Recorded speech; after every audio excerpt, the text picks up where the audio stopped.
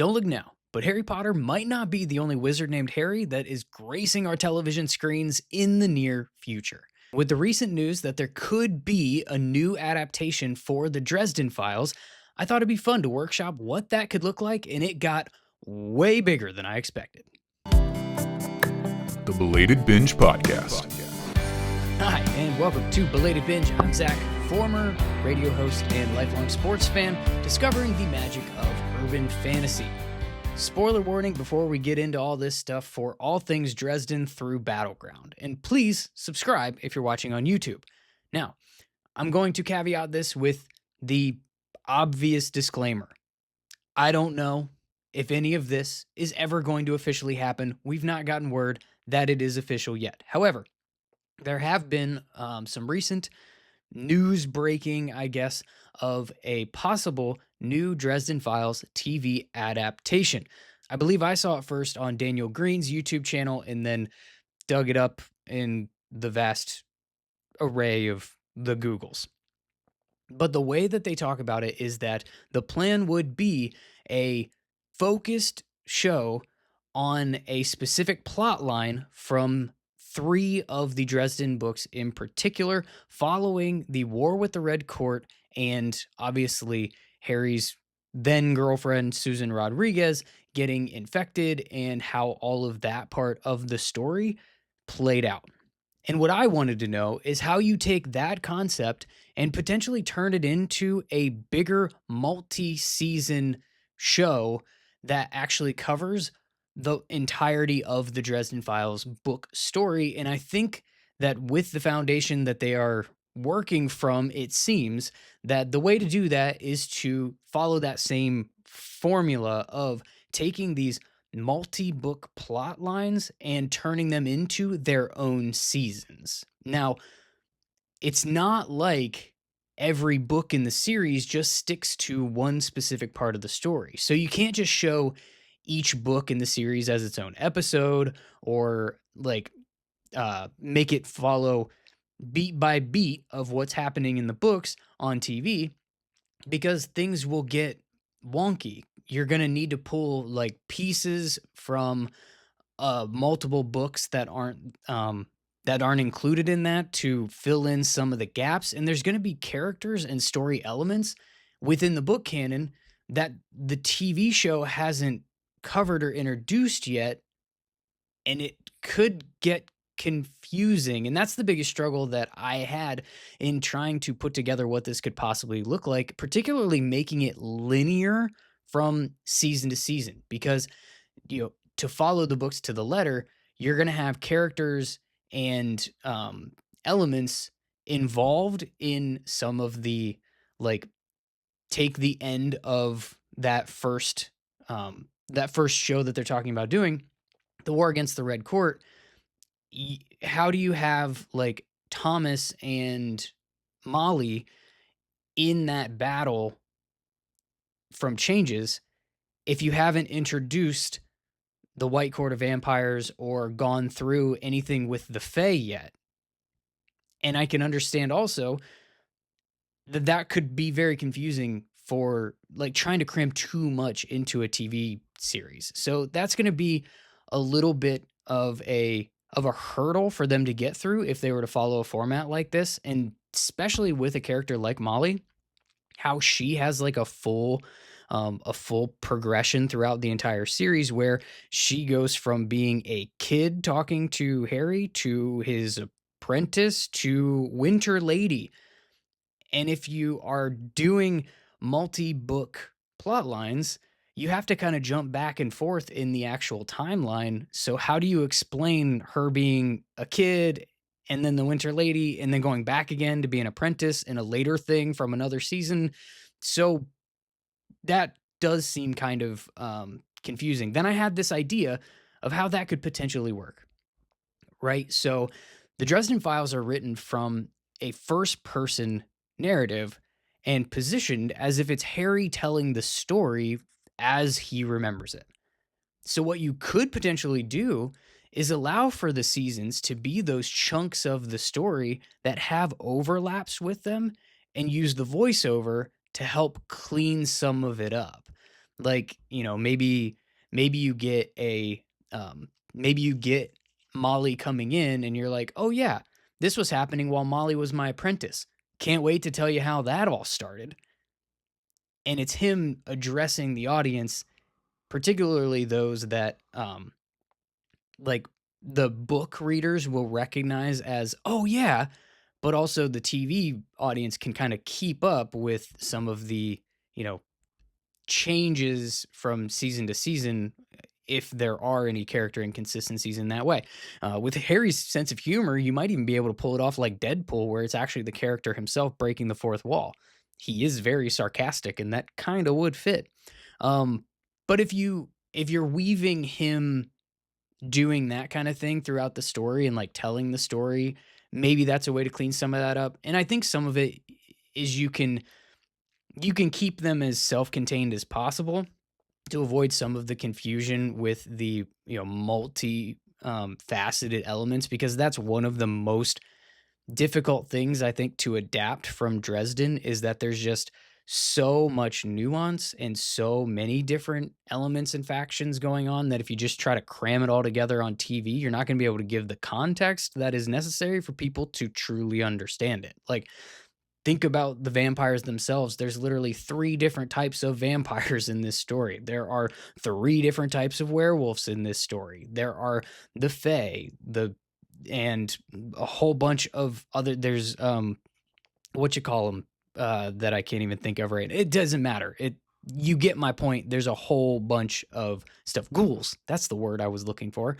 Um, and so if you're trying to follow if you're trying to follow, say, like the Red Court story, then you might have to leave out a few things so that you can cohesively follow that story in that season. So I guess I'm putting the cart before the horse. With that in mind, I decided that that would be a really fun exercise, and to kind of map out what this show could be if it was more than just the Red Court. And I came up with 6 seasons that you could have for this. And for this exercise, we're going to go through what those 6 seasons would entail, assuming that there are 10 episodes per season. And so that this is not 2 hours long, I'm going to do them a season at a time. But I wanted to give you that setup and let you know that's what we're doing here. And I hope that sounds like fun to you, because I was having fun with it, putting it together and thinking it through. So obviously, I think what we have to do is assume that season 1 is the show that they're already talking about making. So season 1 is going to be the war against the Red Court. And this is truly built on the relationship between Harry and Susan Rodriguez, because while all of the supernatural elements of the books are entertaining, and while it is just an absolutely chaotic ride that Dresden is going on throughout all 17 books so far, because at the time of recording this, 12 months hasn't come out yet. At its core, and I think why people truly connect to this series, is because of the relationships that are built and the character journeys that we take.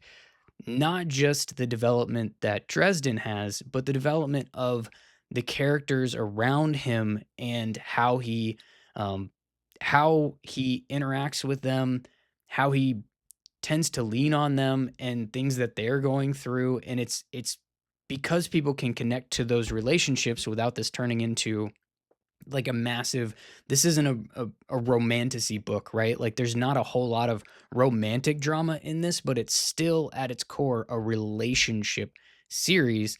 Harry's relationship to all of these very important people that play these very important roles as he's going through this absolute just train wreck of chaos that he's always getting himself into. And so I think for a TV viewing audience in particular, that's what they're going to connect to most, are those relationships with those other people. Think about something even as silly as The Office. Jim and Pam was kind of the backbone of that story. That relationship is one of the core components that kept people coming back and interested in wanting to see what was happening next, amidst the chaos of just the laughter of and absurdity that The Office was. And Now, this is not going to be a mockumentary, I don't think. um, I think something similar applies here, and I think that's what you tie this first season to is really the Harry Susan relationship because that's truly at the core of this entire war with the Red Court. So, the 3 books that this really pulls together are Grave Peril, Death Masks, and Changes. And so my assumption is that's the 3 books that have also been what, Butcher has, alluded to in those short snippets and quotes that we've seen, those articles pull. So I think that you can do that with pretty much sticking to stuff that was happening in those 3 books without having to stray too far out of that, but I think there's going to be a little bit, and I'll explain what I mean about that here in a minute. So, with that, I think for episode 1, you pull from Grave Peril, you've got Harry and Michael doing their kinda like opening mission, that's the action that's happening throughout the episode, that ghost mission where they have to go to like the hospital and there's that the ghost of what's her face that's about to like kill a bunch of babies, which is an insane way to start a brand new TV series, right? But I mean that's what was going on. And so I think you have them doing that for your action and keeping people, visually engaged. But all throughout that, as they are in the books, Michael is kind of grilling Harry a little bit on his feelings for Susan because by that point, we're on book 3 in the book series and it's actually been set up and we know that they're seeing each other. So I think you can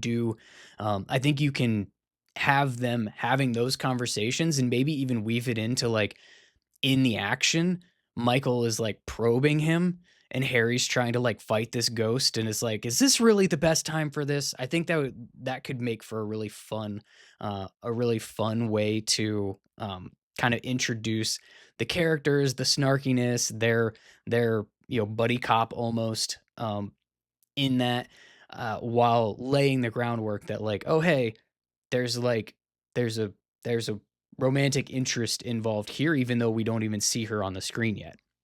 And you end that first episode basically once they've taken down Agatha something or other, I believe was her name, and come back to come back out of the Never Never and get arrested. And I think that's your first episode. So then episode 2 is a little bit more of a, I don't want to call it a chill episode, but it's chill in present day because in this episode, Michael and Harry are in jail. They are sharing a holding cell, and this gives Michael plenty of opportunity to continue, pushing Harry about his feelings that he's struggling to admit about Susan. And I think that where you can get some like action into this episode is through flashbacks to the adventures that Harry and Susan have already had at this point in the book series in Stormfront and Full Moon. I think you can incorporate like the love potion gone wrong when that demon attacked Harry and Susan in his apartment, and you can show kind of that whole scene that took place in the book. Maybe leave out like maybe you connect it to the at that point, I think they were calling him the Shadow Man, Victor Sells. Like maybe you tie it to him. Maybe you just kind of like leave that little detail out and just make it a demon was attacking them. And this is how they got through it. And there was that funny part of Susan taking a love potion instead of the getaway potion and all of the hilarity that ensued. And you can also, you know, come back to reality. They're talking a little bit more in the jail cell, and then there's another flashback to Full Moon where she's like coming to pick him up, and they're dealing with a werewolf problem, and he jumps out of the car, and all of that, all of that craziness that took place in Full Moon that Susan was actually a part of, and I think that's where you can actually build up the realism and the expectation that like okay these two have actually been through some things. This isn't just some like brand new first episode, like, why do I care about these two people and their relationship and like their problems, you can see history and pull in some cool parts from Stormfront and Full Moon without having to really adapt those whole stories into the TV show. You just kind of pull out some of the cool chunks that Susan was a part of and maybe tweak them around the edges so that they become a little bit more standalone and you don't need all the context of like those book long plot points. So that's episode 2.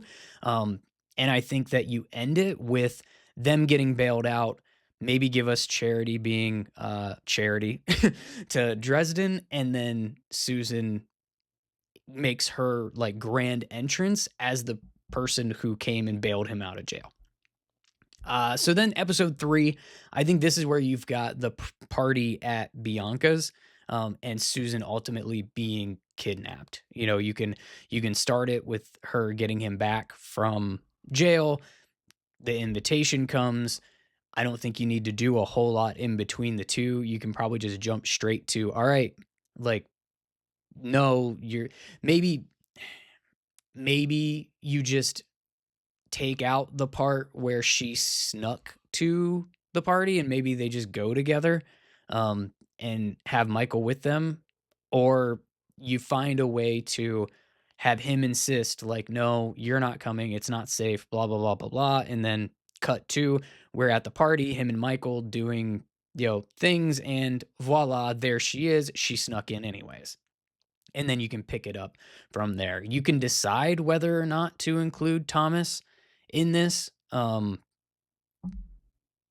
If you don't, if you're the showrunners and you don't want to introduce the White Court yet, then I think you can still have the majority of what took place at the party without laying that initial Thomas introduction seed yet. Like, yes, Justine got kidnapped too, but that's not completely imperative to being able to wrap up that part of the plot, if you don't want to add in that additional layer of like the multiple different types of vampires and all of that, and oh my gosh, this is actually Harry's half brother but he has no idea, and who the heck is this guy, can we trust him, like, if you don't want to add those additional layers into the episode, you don't absolutely have to have them for a compelling retelling of the events that took place, at that party and Susan ultimately getting kidnapped by Bianca in the Red Court of Vampires.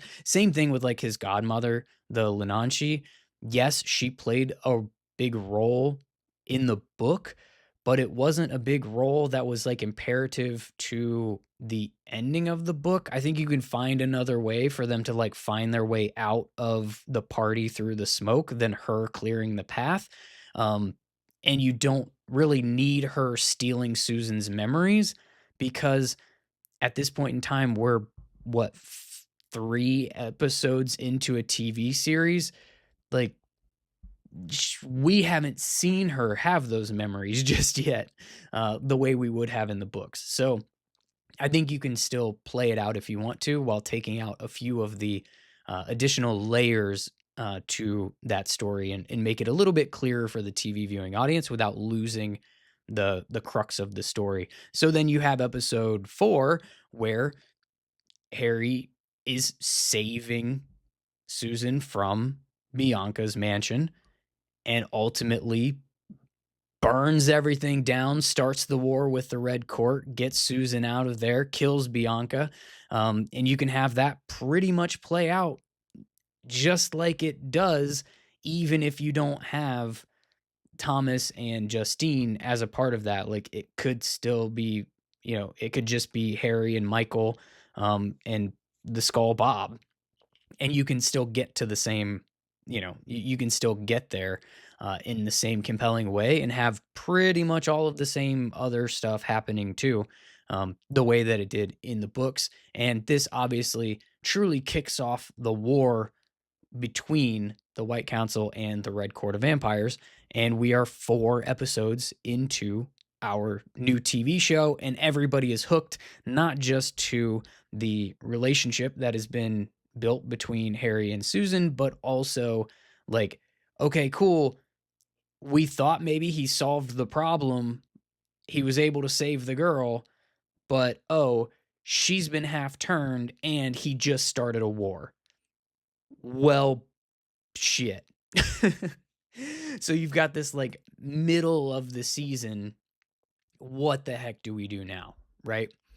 So then we jump ahead in the book canon to the book Death Masks. And this book is actually, it's split between the Red Court plotline and the Denarians plotline. And so I think you obviously, for this season of the show, you just stick to the Red Court portions of the Death Masks book, right? You start it with Ortega challenging Harry to a duel, and you introduce Susan in her capacity as like a half turned Red Court vampire, but and and show the difficulties that is and like the implications of what that means. If she gives in, if she actually feeds and takes a life, she's going to be a vampire. That's pretty heavy. And I think you can get a full, episode out of showing that. You can have them have, a fight with some red court vampires because they're in a war now, similar to the one in the book where, they're waiting outside of Harry's apartment and she, kicks two of their asses, and you see the tattoos start to show for her. You can absolutely play into that with this episode. Explain kind of what's been going on for her in that way, and then also weave in the challenge that he gets from Duke Ortega. In the next episode, which would be what, episode 6, right? One, two, three, four, five, six. Yep, episode 6. You can have them go on a mission together. Maybe you make this another red court attack as opposed to the Denarians conflict over the shroud, so that you don't have to also explain what the heck a Denarian is, or just make it some monsters that look like Denarians, and use the, or make it Denarians but use the voiceover I was talking about earlier with Dresden, where he's like, oh my gosh, yeah, wait till I tell you more about these things, but what you need to know right now is like they're almost impossible to kill, and they're driven by, the fallen angels. Not good. And then show them fighting and stuff like that. Like, you could do it that way, or again, you could just tweak them to be some other supernatural entity, whether it's a red court attack or just some monsters, to show how strong Susan is, and really develop that part of the plot. But then you have that episode is a little bit more build, I guess, and like action, and just getting us some more information with before you go into the next episode with the actual duel between Harry and Duke Ortega, um, and you can show how Ortega cheated, how uh, like he got away in the craziness. Susan got hurt, and so now she's, kind of has to go away or whatever. Um, and then you can have it end with like Ebenezer McCoy calling up Dresden and saying like, watch the news, and Duke Ortega, and it's like, oh, what's the fallout going to be of this? And then you have to have a time jump. Yeah, and I think you explain that time jump with that like, oh my, what are the implications going to be here? Susan nearly died. She's got to go away. She's not safe around people or for Harry.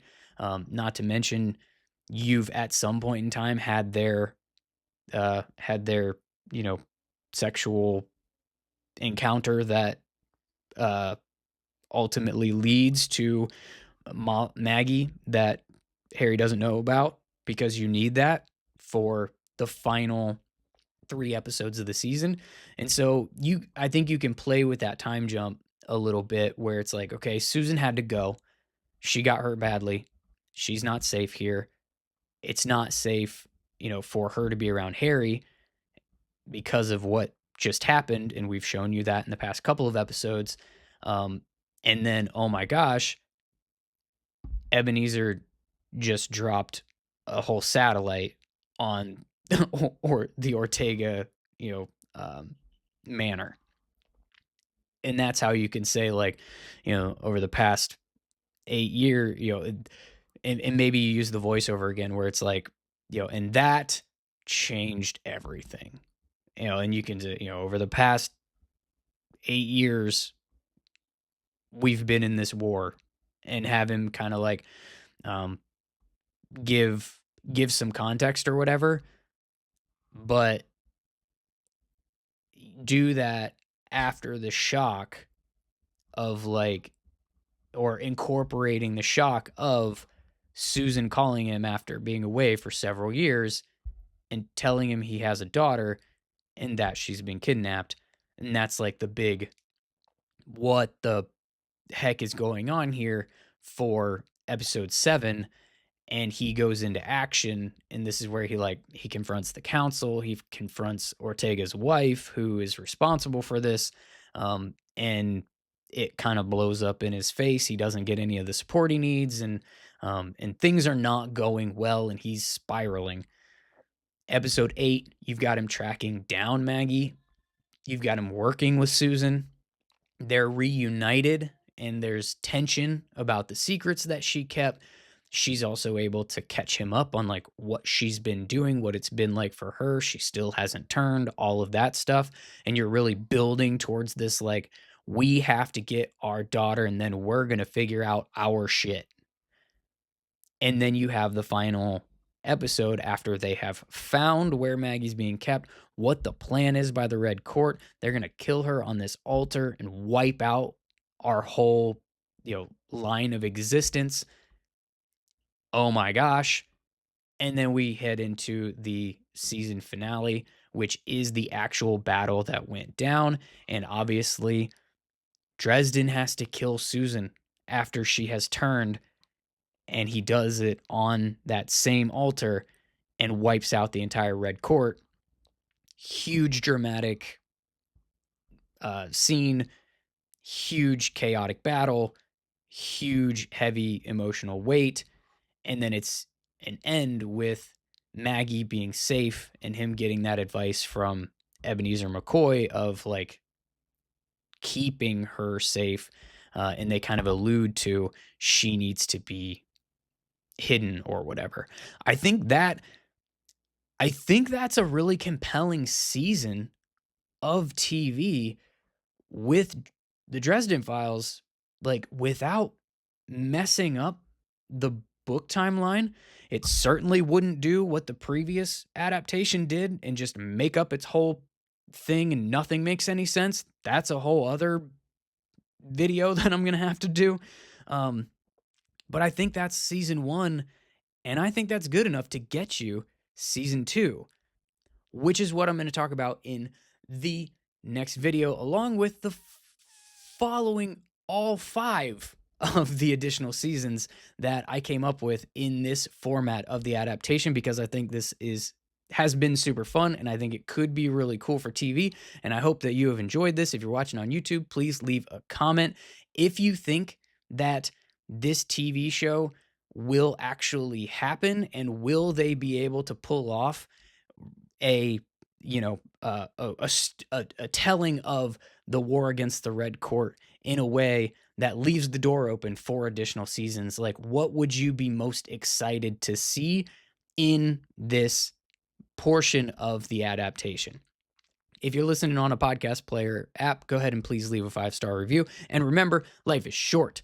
Drive that trusty Blue Beetle, curl up in your basement apartment with a good book, fuego the whole damn building if anybody has a problem with it. Just make sure that Bob makes it out And those those clever smart elves, are able to keep enough power going so you can catch the next episode of Belated Binge.